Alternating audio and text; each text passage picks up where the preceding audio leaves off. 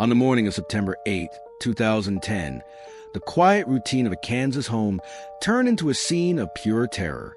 In the basement, a woman lay unconscious, covered in blood, with deep wounds to her face and her throat slashed. It seemed impossible that she was still breathing. But her name was Marti Hill, a respected professional, loved by her colleagues, an ordinary woman, just like any of us. That day, her life was torn from normalcy and thrown into a nightmare no one could have imagined. What happened inside that house? Who could want to destroy a woman with no declared enemies? And even more disturbing, why? Get ready, because the story you're about to hear is not just about a random attack. It's about broken trust, senseless brutality, and survival that can only be described as a true miracle. And before we dive into this shocking case, make sure to subscribe to Dr. Investigation. Here, you'll find the darkest and most intriguing true crime stories, always told straight to the point, without unnecessary filler. Turn on the notification bell so you won't miss a single episode. Marti Hill was not a public figure, nor did she live under the spotlight. She was an ordinary woman, like so many others. She worked at a local apparel company in Kansas, where her name was synonymous with trust. Always punctual, organized, and dedicated. She was the kind of person who, if she made a promise, you could be certain she would keep it. Her co-workers saw her as an essential part of the team, not only because of her professionalism, but also because of her kindness. Marti was a colleague who listened, who offered support, who made the workplace lighter. Outside of work, she lived a simple life without extravagance, marked by small habits that reflected her reserved yet steady personality. She was known as someone who avoided trouble, but was also fiercely independent. She lived alone, yet kept close ties with her family and friends. She had no enemies, no shady debts, no involvement in anything that could suggest danger. In every aspect, Marti was seen as a respectable, well-liked woman living an ordinary life. And that is precisely why the shock was so overwhelming. The idea that someone with such stability, someone who embodied normalcy and safety, could be brutally attacked inside her own home seemed unthinkable. There was no apparent motive, no hidden enemies, no logical explanation. What makes Marti's story even more disturbing is this contradiction. The more normal her life seemed, the more horrifying reality of what happened to her became. Evil did not strike in a dark alley or in a reckless situation. It was already there, disguised as routine, hiding in the very trust she placed in people around her. Marti's case is living proof that danger often doesn't come from outside, but from within the circle of trust. And that is what makes her story not only tragic, but profoundly unsettling. On the morning of September 8, 2010, time seemed to move differently for those who knew Marti Hill. At work, her absence was noticed almost immediately. Marti was not the kind of person to miss a day, to be late, let alone to vanish without an explanation. With each passing minute, concern grew, first in silence, then in whispers, until it became a certainty. Something was wrong. Marti's boss decided to act. He drove to her house, expecting a simple explanation. Perhaps she wasn't feeling well, maybe car trouble, anything that could explain the silence. But what he found only deepened his unease. Her car was in the garage. The door was shut, the house silent. He knocked, called her name, tried again and again, no answer. It was as if Marti had simply vanished inside her own home. With no other option, the police were called. Officer Bill Baldwin was the first to enter. At first glance, nothing seemed unusual. There were no signs of forced entry, no broken windows, no ransacked rooms. The scene looked ordinary, almost too calm. But that quiet masked something far darker. As Baldwin descended into the basement, the mystery turned into horror. On the cold floor, surrounded by bloodstains that spoke of unimaginable violence, lay Marti Hill. Her body was still, her face battered, her throat slashed open. For a moment, the officer believed it was too late. But then, against all odds, he noticed something. Marti was still breathing. She had lost enough blood to kill anyone within minutes. One of the arteries in her neck was nearly severed. The blows to her head and face showed a clear intent. Not just to harm, but to destroy. It was an attack of rage, carried out with the brutality of someone determined to erase her life completely. And yet, Marti defied logic. Every shallow, irregular breath was an act of resistance against the cruelty inflicted on her. The swift arrival of police and paramedics was the only reason that faint spark of life held on. In that instant, the line between life and death was measured in seconds. As Marti was rushed to receive emergency care, one question haunted everyone present. Who could do this to her? The scene showed no signs of a random break-in. No forced doors, no clear evidence of robbery. Everything pointed to one chilling possibility. Marti knew her attacker, and somehow, she had allowed him into her home that morning. While Marti Hill fought for her life in the hospital, Prairie Village police were already facing a puzzle. The crime scene showed no signs of forced entry or a typical burglary. Nothing had been stolen, nothing ransacked. That meant only one thing. The attacker hadn't entered as a stranger. He had been let in, or already had access to the house. This conclusion completely shifted the direction of the investigation. Detectives weren't searching for a random criminal roaming the neighborhood. The danger had come from much closer, from someone Marti knew. And the more they analyzed, the clearer it became she had trusted someone who never deserved that trust. Investigators began mapping out the people connected to her: family, friends, co-workers, service providers. Every name was checked, every detail scrutinized. The lack of forced entry reinforced the chilling possibility that the attacker was someone familiar to Marti, someone who could move around her home without raising suspicion. Soon, one name stood out: Brian Pennington. He had done small maintenance jobs for Marti and her mother. At first glance, nothing unusual, but there was one detail investigators couldn't overlook. He knew the house, and he had already earned Marti's confidence. When detectives questioned him, something fell off. Pennington had visible scratches across his face, clear marks of a struggle. His explanation for those injuries was weak, unconvincing. Suspicion deepened when his pants were collected as evidence. Preliminary tests revealed human blood. Days later, the confirmation came. It was Marti Hill's blood. What began as a foggy investigation now pointed in one unmistakable direction. The evidence was closing in on Brian Pennington. But one haunting question still remained. Why? Why would he unleash such senseless, brutal violence on Marti Hill? When the name Brian Pennington surfaced in the investigation, detectives realized they were dealing with more than just a handyman. To neighbors and acquaintances, he was simply a man who did odd jobs, someone who moved from house to house earning a few dollars. But beneath that ordinary facade lay a history of personal struggles, financial instability, and poor choices that revealed a life in steady decline.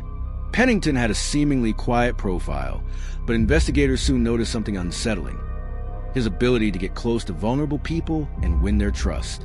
That was how he became familiar with the Hill family, performing small maintenance jobs for both Marti and her mother. This privileged access gave him something valuable: free entry into places where no one would ever suspect him. When police called him in for questioning, the tension was obvious. Pennington denied involvement and tried to invent stories about his whereabouts on the day of the attack. But his words collapsed under the weight of the evidence carved into his own skin. Deep scratches across his face, cuts on his arms, unmistakable signs of a violent struggle. Marti, even on the verge of death, had fought back, and those marks on Pennington were proof of her desperate resistance. The decisive piece came with the analysis of his clothing. A pair of pants, seemingly ordinary, concealed dark stains that the forensic team couldn't ignore. Tests confirmed it: human blood. Days later, the official result erased all doubt. It was the blood of Marti Hill. With such evidence, coincidence was out of question. Pennington had been at the crime scene. He had fought with the victim, and he had left behind undeniable traces of his presence. The net was tightening fast. Yet what most disturbed investigators wasn't only the brutality of the attack, but the absence of any motive. Pennington had no history of arguments with Marti, no signs of revenge, no conflicts in the past. The violence appeared gratuitous, cold, and without reason. That void made the case even more haunting. How could someone, with no apparent cause, decide to erase a life so cruelly? With irrefutable evidence against him, Pennington was arrested and charged with first-degree attempted murder. His arrest brought relief to the community, but also left a scar. Marti had trusted someone who moved within her daily routine, and that trust had been turned into a deadly trap. Brian Pennington was no longer the quiet handyman. He had become the face of betrayal and unexpected violence. And above all, a cruel enigma, a man capable of almost killing without ever revealing why. With Brian Pennington behind bars, the investigation seemed complete. The evidence was solid. Marti's DNA on his clothes, the injuries on his body, proving the struggle. But one question remained unanswered, and it was the most disturbing of all. Why did he do it?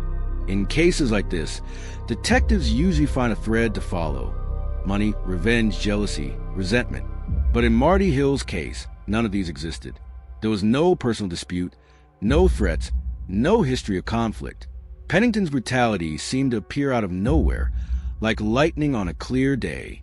During interrogations, he never provided a convincing explanation. Sometimes he evaded. Other times he invented incoherent justifications. But he never admitted to a real motive. That absence of reason made the crime even more terrifying, because it proved violence can erupt without warning, without logic, and without the victim ever realizing the danger. For Marti and her family, that void was the deepest wound. Knowing who the attacker was brought some relief, but not peace. The haunting question of why still echoes to this day. How could someone she knew, someone she trusted, decide to end her life so cruelly, without reason? That silence is what unsettles most, because in the absence of a motive, anyone can imagine. It could have been me, you, anyone. In this case, evil wasn't tied to a cause. It simply manifested without warning through someone Marti believed to be harmless. In the end, the lack of an answer became the cruelest answer of all. Brian Pennington tried to kill Marti Hill not because of anything she did, but because of what he was. A man capable of destroying without needing a reason. When Brian Pennington was formally charged, there was no longer any doubt. His fate would be sealed by the overwhelming weight of the evidence. From the very beginning, the prosecution built a case that was direct and relentless. Every detail pointed to guilt. Marti's DNA on his clothes, the scratches and cuts on his body, the contradictions in his statements. There were no loopholes, no room for reasonable doubt. What could have been a long and exhausting trial took a different turn. Pennington and his lawyers knew that facing a jury would be judicial suicide. The evidence was so damning that defeat was inevitable. To avoid an even harsher sentence, he accepted a deal. He pled guilty to first-degree attempted murder and was sentenced to 28.5 years in prison. The decision was met with relief, but also with frustration. On one hand, the community could finally breathe, knowing a man capable of such cruelty would no longer be free. On the other, the plea deal meant that many questions would remain unanswered. The court closed the case, but it never revealed what everyone desperately wanted to know. Why did he do it? Inside the courtroom, Marti displayed a strength that left a deep impression. She had survived injuries that could have killed her within minutes, and now she stood face to face with the man who tried to end her life. Her very presence was more than symbolic. It was living proof of his failure. Pennington tried to silence Marti, but there she was, alive, determined, showing that her voice would never be erased. The sentence, though severe, carried a mix of emotions. Justice had been delivered on paper, but the true justice was in Marti's survival. She was a permanent reminder that even in the face of senseless brutality, human resilience can prevail. In the end, Brian Pennington's sentencing was a legal closure to a story that will never have all the answers. He was convicted, yes, but the haunting emptiness of why remains.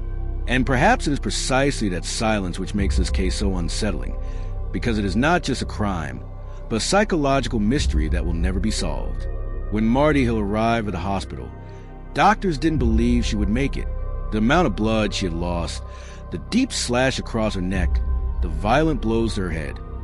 Everything pointed to a fatal outcome, and yet, against all medical logic, she kept breathing. Weak, irregular, but steady. The very fact that she was alive was already a miracle. The first days were the most critical. Emergency surgeries, blood transfusions, and hours of intensive care were necessary just to stabilize her condition. Every minute felt like a test of endurance, and every small improvement was celebrated as a victory. But survival was only the first step. The road to recovery proved long and grueling. Marti had to learn to live again with her own body, with chronic pain, physical limitations, and scars she would carry forever. Endless sessions of physical therapy and medical treatment became routine. Yet the true battle went beyond the physical. It was about rebuilding a life after unimaginable trauma. Psychologically, the wounds cut even deeper. The memory of the attack haunted her in flashes, in nightmares that stole her sleep, in moments of silence that became unbearable. Knowing that her attacker was someone she had trusted made the pain worse. Her home, once the symbol of safety, had turned into the stage of horror. Regaining the sense of security within her own walls demanded a strength most people could never summon. And yet, Marti refused to be imprisoned by fear. With time, she began sharing her story, not as a victim, but as a survivor. She spoke of pain, yes, but also of hope. Her words inspired not only because of the courage it took to face what she endured, but because of her decision to turn suffering into strength. Each time she spoke, Marti proved that the attack did not define who she was. The scars on her body were visible, but they became symbols of victory. She had looked death in the eye and, instead of surrendering, she chose to go on living. Today, the story of Marti Hill resonates far beyond the crime that nearly took her life. She became an example of resilience, a reminder that even in the darkest circumstances, the will to live can rise above human cruelty. The case of Marti Hill is not just a story about violence. It's a brutal reminder that danger often doesn't come from strangers lurking in the shadows, but from people who cross our paths every day, who earn our trust and then shatter it without reason. Brian Pennington was convicted, but he never explained why he tried to kill Marti. That lack of explanation is what makes this case so disturbing, because without a clear motive, it leaves us with a chilling sense that no one is ever truly safe. Evil can be closer than we imagine, disguised as normality. And yet, the story doesn't end with the crime. It ends with survival. Marti became living proof that brutality may leave deep scars, but cannot erase the will to live. Her scars are not signs of defeat. They are marks of victory. She survived the impossible and turned her pain into strength. When we look at this case, we don't just see an attempted murder. We see a portrait of human resilience, of the courage to rise when everything seems lost. And perhaps that is Marti Hill's greatest lesson. No matter how dark the world may become, there's always a chance to resist, to fight, to survive.